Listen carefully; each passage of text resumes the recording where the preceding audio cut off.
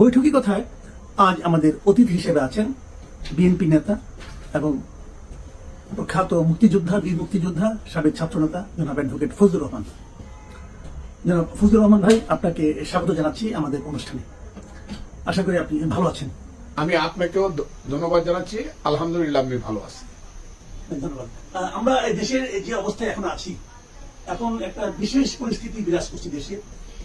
এটা বিশেষ বললাম এই কারণে, একদিকে মানুষের মধ্যে সামনে নির্বাচন কি হবে কি না হবে এটা নিয়ে একটা আলোচনা, বিপরীত দিকে পলিটিক্যাল পার্টিগুলির মধ্যে এক ধরনের চিন্তা, এক ধরনের প্রস্তুতি। তার বিপরীতে এই অন্তর্বর্তীকালীন সরকারের কোনো উপদেষ্টাকে সরাসরি রাজনৈতিক দলের ব্যাপারে তারা সরাসরি এক ধরনের নেতিবাচক মন্তব্য করছেন। তো এই রাজনৈতিক দলের ব্যাপারে মন্তব্যগুলো অন্তর্বর্তীকালীন সরকারের যে নিরপেক্ষতা, সেই নিরপেক্ষতাকে কি আপনি মনে করেন যে কিছুটা হলেও ক্ষতিগ্রস্ত করছে? আপনাকে অসংখ্য ধন্যবাদ। আমাদের কথা যারা শুনছেন তাদেরকে আমি সালাম জানাচ্ছি, বাংলাদেশের সমস্ত মানুষকে, এবং যারা বাহির থেকে শুনছেন আসসালাম। আসলে বাংলাদেশে এখন যা হচ্ছে তা হওয়ার কথা ছিল না, আমার চিন্তায়ও ছিল না। আমি যদি 5ই আগস্টে এখন নিজেকে অবস্থান করে দেখি, 5ই আগস্টে কিন্তু আমি এটা কল্পনা করি নাই যে দেশ আজকের পর্যায়ে এসে দাঁড়াবে। আমার কল্পনাতেও ছিল না যে মির্জা ফখরুল ইসলাম আলমগীরের মতো একজন নিরেট ভদ্র মানুষ, শুধু রাজনৈতিক পরিচয় না, পারিবারিক পরিচয়ে, ব্যক্তিগত পরিচয়ে, যাকে সারা দেশের মানুষ জানে, তার মতো ভদ্রলোক খুব কম। তাকে তার নাতির বয়সী ছেলেদের মাধ্যমে থ্রেট শুনতে হবে, বলতে গেলে রাজনৈতিক গালাগালি শুনতে হবে, এটা আমার কাছে খুব দুর্ভাগ্যজনক। এমনকি আওয়ামী লীগের মতো ফেসিস্ট, উবায়দুল কাদেরের মতো বেয়াদ্দব একজন লোকও কিন্তু মির্জা ফখরুল ইসলাম আলমগীরকে এই ধরনের কথা বলে নাই, যা বর্তমান সরকারের 2জন উপদেষ্টা বললেন, যাদেরকে আমরা বলি আমাদের সন্তান, ছাত্রনেতা ছিল, তারা এখন এখানে মন্ত্রীর দায়িত্বে বসে আছে। মির্জা ফখরুল ইসলাম আলমগীর যে কথাটি বলেছেন, এটার মধ্যে দোষের কি?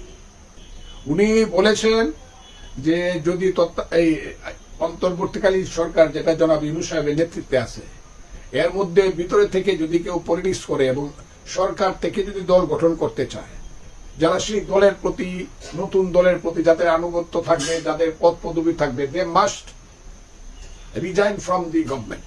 তারা বলতো এটা নিরপেক্ষ সরকার, বা এটা তো নির্দলীয়, বা এটা ইন্টারিম গভর্নমেন্ট হলো না। কাজে আপনারা দল করেন, আপনাদেরকে বলছে, আবার আপনাদেরকে স্বাগত জানাই নতুন দলকে। আমাদের সন্তানরা দল করবে, ভালো দল হোক, কিন্তু দল করলে পরে কিংস পার্টি করতে পারবেন না, যে তোলার টক খাবেন, উপরের টক খাবেন, আবার নিচেরটা কুড়াবেন, এটা হবে না। এটাকে বলা হয় মুনাফিকি। এমনি 5ই আগস্টের ব্যাপারে এই সরকারের ইয়াং ছেলেপেলেরা মারাত্মক মুনাফিকি করেছে, এবং এটাকে আমি এখন বলি এটা বাটপারি করেছে দেশের মানুষের সাথে, প্রতারণা। 5ই আগস্টে তারা যে কথা বললে মানুষকে তাদের সঙ্গে দিছে, মানুষ হাজারে হাজারে জীবন দিছে, আহত হয়েছে, ছাত্র জনতা যে কারণে গেছে, যে কথার উপরে। আর এখন তারা যে কথা বলছে, যে আন্দোলনের প্রেক্ষাপটে তারা যা করতে চায়, যেমন তারা বলতেছে ইসলামিক ছাত্র শিবির ছিল ওই আন্দোলনের ভ্যানগার্ড, যেমন তারা এখন বলতেছে যে বাংলাদেশের সংবিধান বা উত্তরসনে যেটা হলো এটা আমরা কবরে দেয়া দিব, যেমন তারা বাংলাদেশের সমস্ত, আগে বলছে শেখ মুজিবকে অপ্রাসঙ্গিক করে ফেলবো, এখন আবার নতুন করে বলতেছে জিয়াকেও আমরা রাখবো না, জিয়াবাদও আমরা চাই না। এই কথাগুলো যদি তারা আগে বলতো, তাহলে দেখা যেত কত মানুষ এই আন্দোলনে যায় এবং যাইতো কিনা। আমি যদি যাইতাম, আমি যে রিস্ক নিয়ে কাজ করেছি, আপনি যে রিস্ক নিয়ে কাজ করেছেন, আমরা তখন ভাবতাম কাজটা আমরা করবো কিনা, আর গেলে এখন তাদের সাথেই থাকতাম। এটা আমার কাছে মনে হয় তারা বাংলাদেশের মানুষের প্রতারণা করছে, এটা বাংলাদেশের মানুষের সঙ্গে একটা প্রতারণা হয়েছে। এই যে সর্বশেষ যে কথাটা বলা হচ্ছে, যে ওদের একজন নেতা নাসিরুদ্দিন পাটোয়ারি, তিনি বলছেন যে বাংলাদেশে মুজিববাদও চলবে না, জিয়াবাদও চলবে না। তো আমার প্রশ্ন হলো, মুজিববাদ কি কখনো এই প্রসঙ্গটা কি এসেছিল? বঙ্গবন্ধু কখনো মুজিববাদের কথা বলেছেন, অথবা ওনার সরকার কখনো মুজিববাদের কথা কি আনুষ্ঠানিকভাবে বলেছেন? অথবা জিয়াবাদ, এই শব্দটা তো আমি জীবনে শুনিই নাই। আপনি কি কখনো শুনেছেন যে জিয়াবাদ বলতে কেউ? জিয়াবাদ বলতে আমি কালকে কথাটা বলেছি, জিয়াবাদ বলে কোনো কথা আমি শুনি নাই। তবে মুজিববাদ কথাটা যেটা, এইটা মুক্তিযুদ্ধের সময় আমি যেহেতু মুজিব বাহিনী ট্রেনিং করেছি, বিএলএফ ট্রেনিং, আমরা দেরাদুনে বৈশা, আমাদের নেতারা 4 নেতা ছিল আমাদের বিএলএফ এর, 1 ফজলুল হক মনি, 2 সিরাজুল আলম খান, 3 আব্দুর রাজ্জাক, 4 তুফাইল আহমদ। তাদেরকে নিয়ে সবাই সিদ্ধান্ত করলো যে বিএলএফ হইলে অনেকটা বুঝে যাচ্ছে না, সুবিধাভাবে এখন যুদ্ধের সময়টা বলতে হবে আমরা মুজিব বাহিনী। এই যে মুজিব বাহিনী নামটা আসছে 62 সন থেকে যে বিএলএফ গড়ে উঠলো, এইটাই মুক্তিযুদ্ধের সময় মুজিব বাহিনী হইল।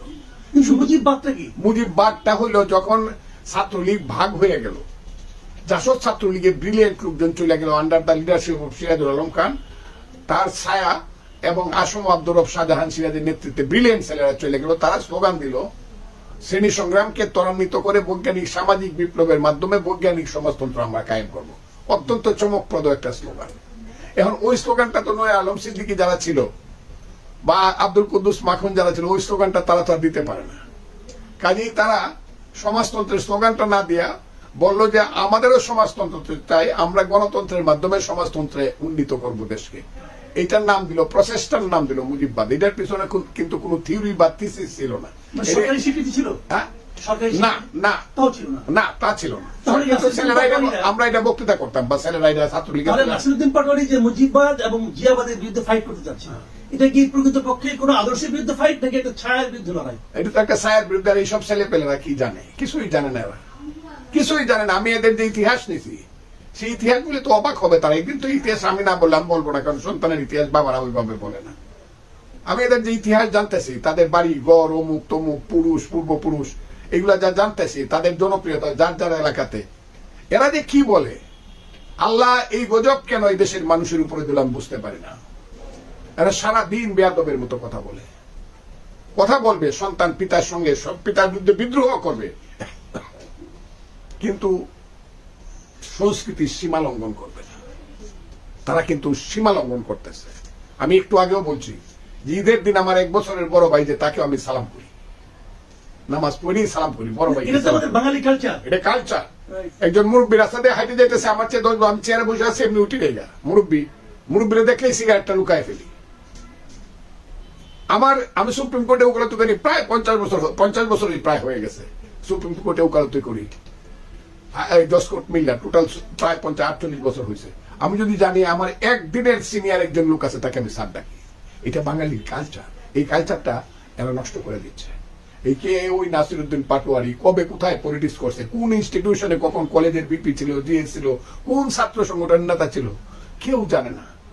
এরা একটা, আমি মনে করব এরা একটা, ওই যে জাতিসংঘে বলছে মিটিকুলাস কি না ইংরেজিটা বলছে জনাব, এইগুলা আমার মনে হয় কেন জানি যে এরা একটা সময়ে একটা জায়গা থেকে সৃষ্টি হয়েছে, এদের পিছনে কোনো কালো শক্তি আছে এবং তাদের উৎপত্তি স্থল হলো একটা জায়গা বাংলাদেশে।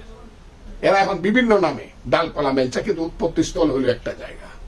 যে কারণে তারা, আমি আগের থেকে জানি, এখনো আমি দেশে বিদেশে অনেকের সঙ্গে আমি আলাপ করছি, সবাই বলে এটা আগে থেকে এরা বেয়াদব। এই দলের ছেলেরা সব বেয়াদবের মতো কথা বলে এবং মিথ্যা কথা বলে 100%। মানুষকে হেয় প্রতিপন্ন করার জন্য, অপমান করার জন্য প্রয়োজনে যে কোনো ধরনের মিথ্যা কথা বলবে, কিন্তু মুখে থাকবে ইসলাম এবং ধর্ম। জি, যেটা শুরুতে আমি বলছিলাম যে আপনি কি মনে করেন যে এই সরকার, মানে মির্জা ফখরুল ইসলাম আলমগীর বলেছেন যদি এই সরকার নিরপেক্ষতা বজায় রাখতে না পারে তাহলে নতুন একটা সরকার গঠনের প্রয়োজন হবে নির্বাচনের সময়। আমি বলতে চাচ্ছি যদি দিয়ে বলেছেন, আমার প্রশ্নটা হলো আপনি এখন পর্যন্ত যা দেখছেন এই সরকারের ক্যারেক্টার এবং এই সরকারের কর্মকাণ্ড, আপনার কি মনে হয় যে এখনো পর্যন্ত এই সরকার তার নিরপেক্ষতা বজায় রাখতে পেরেছে? আজকে একটা মিটিং হয়েছে, মিটিং এর পরিধিটা মৌলানা আজহারির মতো তো 15 লক্ষ লোকের না, মনে করেন 1500 লোকের বা 1000 লোকের, কিন্তু সব মুক্তিযোদ্ধা, 71-এর রিয়েল মুক্তিযোদ্ধা, রণাঙ্গনের মুক্তিযোদ্ধাদের একটা মিটিং হয়েছে আজকে। এই যে ইউনিটি রিপোর্টার্স ইউনিটি, যেটা করে বাইরে মিলায় কোনো জায়গা ছিল না, আজকে এত হয়েছে। উপলক্ষটা ছিল জিয়াউর রহমানের জন্মদিনের ব্যাপার উপলক্ষ, কিন্তু বক্তৃতা করছি আমরা সব মুক্তিযোদ্ধারা। আমি, আব্দুল সালাম, সাদেক খান, উলফাত এবং বীর প্রতীক, বীর বিক্রম অনেকেই, এবং প্রধান অতিথি ছিলেন মেজর হাফিজউদ্দিন আহমদ, বীর বিক্রম, উনিও বীর বিক্রম। আমরা সব একসাথে একমত, সারা বিএনপি এখন একমত, কোনো ডিফারেন্স নাই। একদিন বিএনপির মধ্যে দুদুল্যমানতা ছিল মুক্তিযুদ্ধ ইত্যাদি ইত্যাদি ছেলেদেরকে নিয়ে, কিন্তু এখন আমরা সবাই বুঝতে পারছি যে ফখরুল ইসলাম আলমগীরের মতো একজন ভদ্রলোককে যারা এই ধরনের শুধু ইলেকশন চাওয়ার অপরাধে, এবং যদি নিরপেক্ষ করতে হয় তাইলে যারা দল করে তাদেরকে পদত্যাগ করতে হবে, এইরকম একটা নির্দোষ কথা বলার অপরাধে যারা এমন অপমানজনক কথা বলতে পারে, আমরা এদেরকে আর বিশ্বাস করতে চাই না।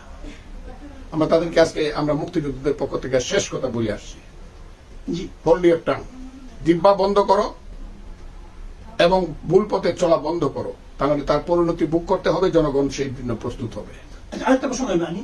আরেকজন উপদেষ্টা মাহফুজ আলম গতকালকে বলেছেন যে এই নির্বাচনে আওয়ামী লীগের নির্বাচনে অংশ নেওয়ার কোনো সুযোগ নেই। এটা বলার পর তিনি আরেকটা জায়গায় বলেছেন এ দেশে কেবল বাংলাদেশ পন্থীরাই থাকবে এবং তারাই নির্বাচনে অংশ নেবেন।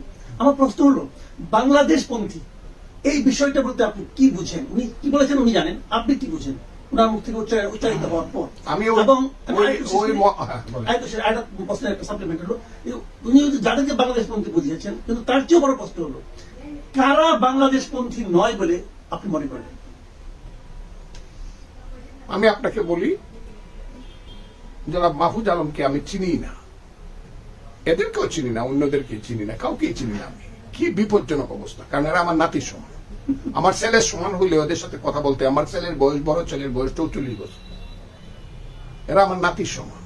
এবং এই ছেলেটি সম্পর্কে যখন ইউনূস সাহেব জাতিসংঘে পরিচয় করায় দিছে, সে হইল মাস্টার মাইন্ড। আমার কাছে মনে হয়েছে বাংলাদেশ এত ছোট, ওর মতো একটা ছেলে, চাল নাই চুলা নাই, আমি এটা দারিদ্রের দিক থেকে বলতেছি না, কিছুই নাই, যার কোনো ইতিহাস নাই, ভূগোল নাই, অতীত নাই, বর্তমান নাই, এরকম একটা ছেলেকে মাস্টার মান বানায়া, ওই যে বললাম সেই কালো শক্তি বাংলাদেশিরা যদি থাকে, তা উনি তো থাকতে পারবে না। উনি যেভাবে কথা বলে, উনি তো আফগান পন্থী, উনি তো তালেবান পন্থী, উনি তো আইএস পন্থী, আমরা বুঝি তো। উনার তো যাওয়া উচিত অন্তত বাংলাদেশ, ইন্ডিয়া পার হয়ে অন্য কোনো দেশে।